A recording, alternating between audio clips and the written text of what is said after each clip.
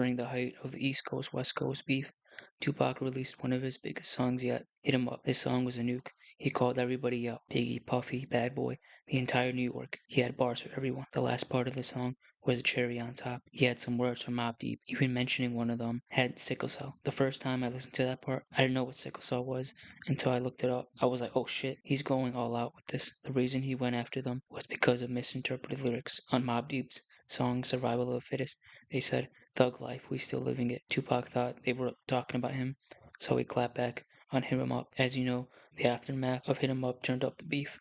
Tupac kept going at his enemies in the months before his death. He kept talking about Biggie, Puffy, Nas, Jay-Z, not just in the music, but also in interviews too. During those 3 months before his death, nobody responded back to him. He mentioned this in his last concert ever in the House of Blues, talking about how Biggie kept quiet. Tupac dissing so many people in a short time. You could tell he was waiting for someone to respond.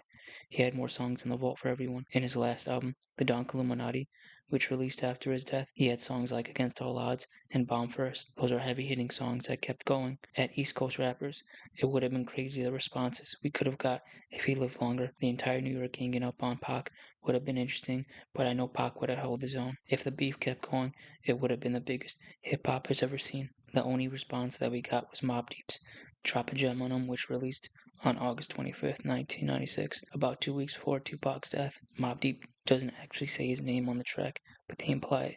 There are multiple references that they are talking about Tupac. Havoc raps the first verse on it. He says he'll smoke him like a Lucy, which is smoking Tupac out like a cigarette.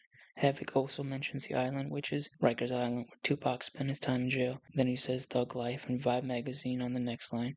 Back when Tupac was in jail, he had an exclusive interview from prison giving his side of the story, which is why he mentioned it. The second verse, Prodigy really goes in on Tupac. His lyrics are more brutal, where Havoc's is more subtle. Havoc raps about how Tupac getting shot would have made him learn his lesson instead of beefing with all of New York. Prodigy also mentions the Rikers Island rumor about Tupac. Then Hit 'Em Up is also mentioned. Prodigy said he must have been drunk when he wrote that shit. The last few lines in this are brutal. Robberies in Manhattan, 60 G's worth of gun capping is about the Quad Studios incident. Who shot you? You probably scream louder than the op. That's a wild line to me.